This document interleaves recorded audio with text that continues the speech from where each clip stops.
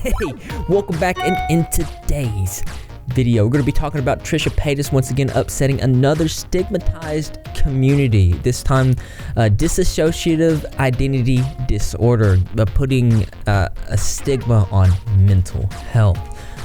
Today in Exploring YouTubers. That's right, Greg. If you're unfamiliar, Trisha Paytas is a YouTuber with over 4.92 million subscribers. We've talked about her here on the channel before. What we're going to be talking about today is a video that she released about 4 days ago, Meet My Alters, and specifically talking about dissociative identity disorder. And within this video, she said a lot of just very harmful things, not correct information, and so when somebody with such a large platform starts to speak about something that they don't know what they're talking about, it can have a severe impact and sort of undo or compromise all the work that this community has put in to destigmatize the situation surrounding it. Dr. Todd Grande, a professional on the subject, had this to say. If a content creator is going to talk about a topic that can impact how people understand mental health, it would seem there's a basic responsibility to read something, look for credible sources for information before making a video, and to interpret information correctly. But that's just my opinion. This is not something that Trisha Paytas did. It's not something that it seems that she ever does. It seems like she goes out of her way to go directly for stigmatized communities in order to search for something that's missing inside her. A lot of people pass it off as like she's just a troll. It looks to me like she's more like that family member that comes to like Thanksgiving and other holiday dinners that you love, but man, do they just say the most offensive things ever. Probably a bad example. As I offer a critique of this video, it would actually be easier to talk about what was correct as opposed to what was unclear or incorrect. But either way, it was actually quite painful to watch and disturbing in terms of the impact it could have on people looking for information about DID. This is not the first time Trisha Paytas has done something like this. Most recently, she upset the transgender community coming out with this video. I am transgender, female to male, which caused so much backlash that she actually had to make an apology about this video. And the problem that people are having with these videos is she just seems to just get on there and say whatever that she wants to say. It does the opposite of destigmatizing these issues and puts more stigmatization on the issues and just harms the entire community, mostly due to the fact that before she says these things, she doesn't do a drop of research. I definitely tell people in my real life, so many people ask, do you have a disorder? Are you diagnosed with something? Are you bipolar? Are you schizo? And I'm like, honestly, I've never been diagnosed with anything. The closest thing that I have self-diagnosed myself, I guess, is multiple personality disorder or dissociative identity disorder, or both, because there's some differences, there's some similarities, and some people just think they're like all same or all. The main issue about this is that when she talks like this with such a large platform, she's presenting herself, like Dr. Todd Grande said, she's presenting herself as a type of authority in the subject when she's not. And then she's going to go on and say very harmful things. I'm not saying that she doesn't have this or not. I'm not saying that she's faking this or not, but there are ways that you can catch someone trying to fake this. Mostly they talk about all the alters, but not about the amnesia that comes with this. Looking at the definition of the disorder from the DSM, I'll go through the quick version here. We see a disruption of identity characterized by two or more distinct personality states. Sometimes these states are referred to as alters. These alters may have different perceptions, memories, behavior, and thinking. The most important part of this particular criterion is the use of the term personality states and not the term personality. So we're really not talking about additional personalities, rather personality states. Now, the next criterion has to do with amnesia. We see gaps in recall of everyday events and gaps in recall for traumatic events. So this is a critical part of DID. This is actually used when trying to detect individuals who are faking the disorder. People who are faking about DID often talk about alters, but fail to report amnesia. The last criterion I'll cover is what's referred to as clinically significant distress. So if somebody has the symptoms of DID, but it's not really causing dysfunction, they wouldn't be diagnosed with the disorder. This is another key criterion that is used to distinguish people who actually have it from people who are faking the disorder. So if you want to know more about the medical terminologies and of all this stuff, I'll put Dr. Todd Grande's video in the description below. What it looks like is that she is trying so very hard to find something that is unique about her, that sets her apart, that makes her different from each and every other person. Almost like she cannot accept that she is a human being normal as the next. That's what I'm seeing. That is my opinion. It's take that how you will. Disassociates the most without disassociating, if that makes sense. So people know me as Trish, like they see me as eccentric, they see me as something different every day. I becoming who I'm around, and I feel like that's very noticeable. When I was in England, I started having like an English accent, and I don't think everyone with DID has this. I don't think everyone with multiple personality disorder has this. I don't think they just become someone else. So basically what she's talking about is she becomes more like the people that she hangs around with the most, and I gotta say that's a normalcy. That's a normal thing. If you you usually become the 5 people that you hang out with the most, because you just obtain their habits, their actions, and just it's like a thing. Like, it happens to all of us. I've never been to England, but if I went over there, I would probably start talking with an English accent. I don't know. I'd hope so. It'd be pretty cool. But the thing about it is I have disassociated before. Just after a little bit of trauma. And my experience with disassociating, and I don't think this has anything to do with DID, but my experience with disassociating was just terrible. I felt like an incredible out-of-body experience. I felt really bad. I was at a laundromat, and I felt like I was watching myself from above. I was nauseous, almost like a panic attack. But it wasn't a panic attack, because I've had a panic attack. It was just really, really bad. And it came after I did something in my life that I'd never done before. And it was like something that was unlike me. And I had to put me into a new realm of space, a headspace that I've never been in before. And it was just an incredibly uncomfortable experience that I'd like to not experience again. And the way she seems to be talking about it here is just like it's like a fun thing, and I don't know, I'm not vibing with it. If you do want to watch the entirety of her video, if you'd like to, I'm going to put it in the description below. But the main thing we're going to talk about here is how she reacted to Anthony Padilla. I'm pretty sure that's how you say his name. I just had a spat today with a YouTuber, and I'm like, you know what? Maybe in a year from now, we'll be friends. Who? Anthony Padilla. I did like this whole hate video on him. Well, not hate video. He hated me, and then I went back at him. Wait, what?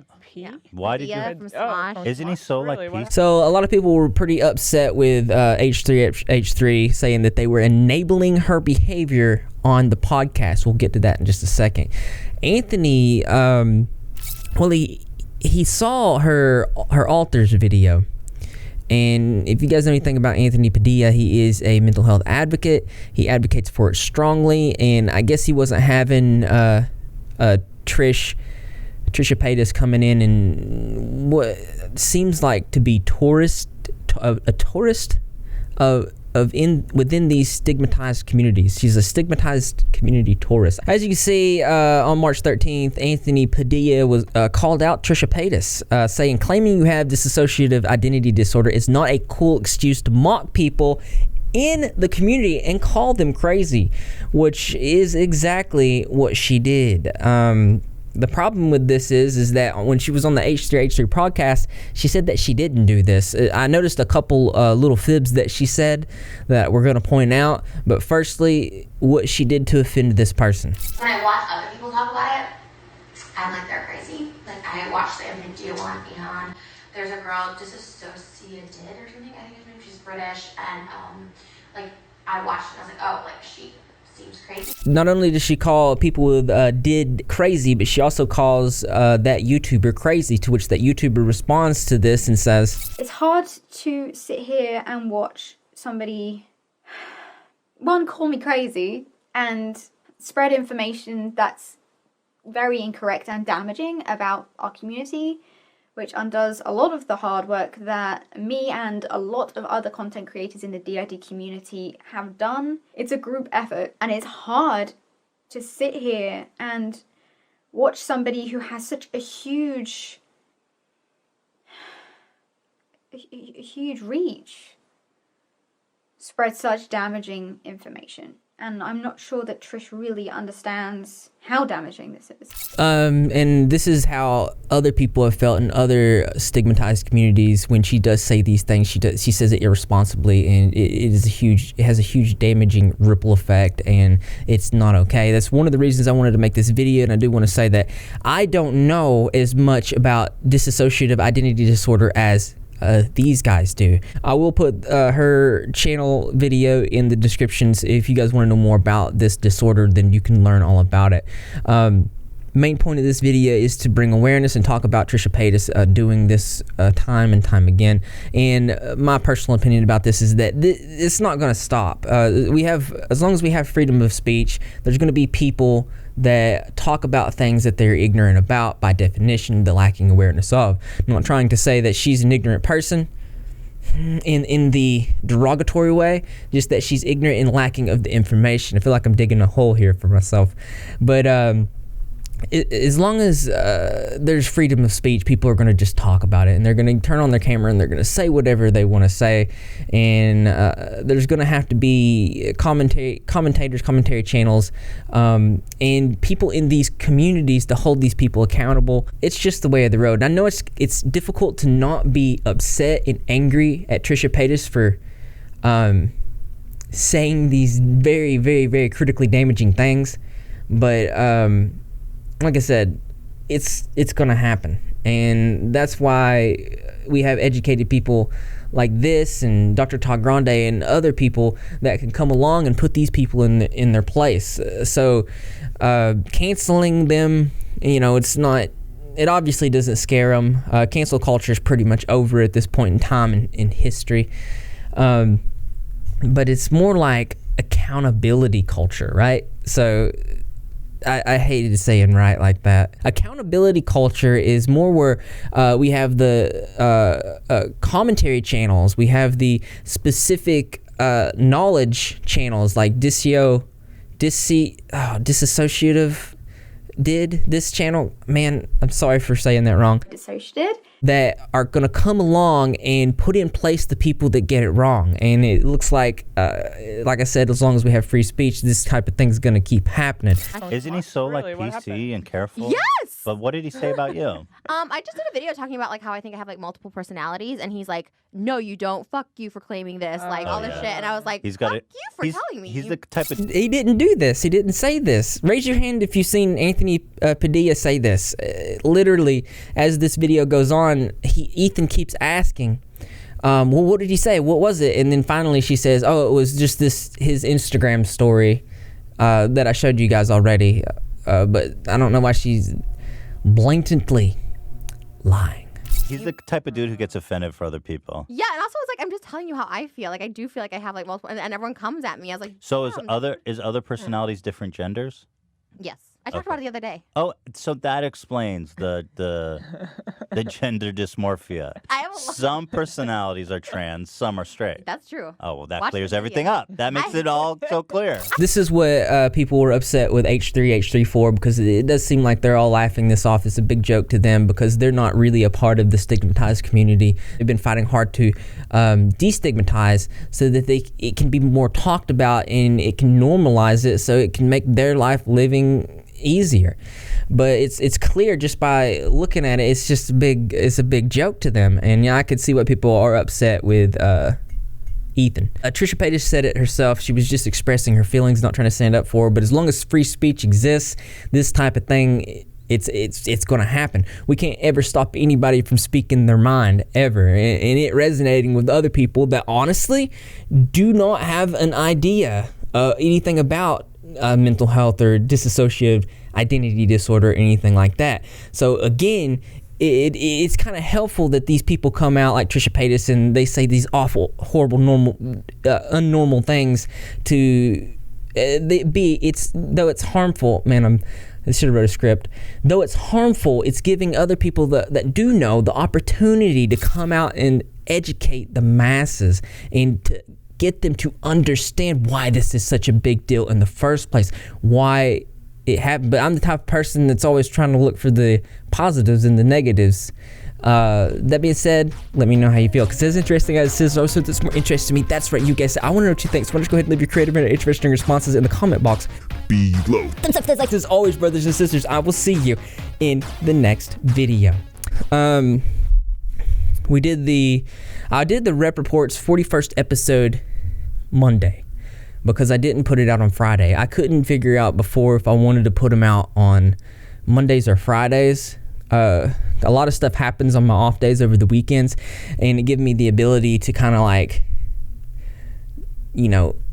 put something out there on Monday. But then again, I really like to put it on Friday to talk about the things through the week. It was just super confusing, but I don't know if I'm going to keep putting it out on Monday or what. But I do want to say thank you to my patrons. You guys are awesome. Super, super proud. I'm going to tell you every single video at the end how proud I am of you. Also, super proud of everybody that's going over and following the Repzilla Facebook page and joining that community over there. We're almost to 5,000 followers, which is halfway to my 10,000 goal for the entire year. Really, really, really, really proud of that. So if you want to help me out with that, I'll put the link to the Facebook page in the description. I will be returning your messages on Facebook DMs, but give me, please, about 4 to 5 days because the messages are backed up. I'm usually on the weekends. I take care of this stuff. I was sick over this last weekend, but I promise by this next weekend I'll have you guys will hear from me. Don't forget to get your Rep Squad gear in the merch store, link in the description. One of the best ways to support the channel, since sadly YouTube has switched to full bot mode and they're demonetizing and taking down videos that even meet the community guidelines, and it's dark times. It's dark times. All of us are paranoid about the situation, but I think we're going to be okay because we have each other.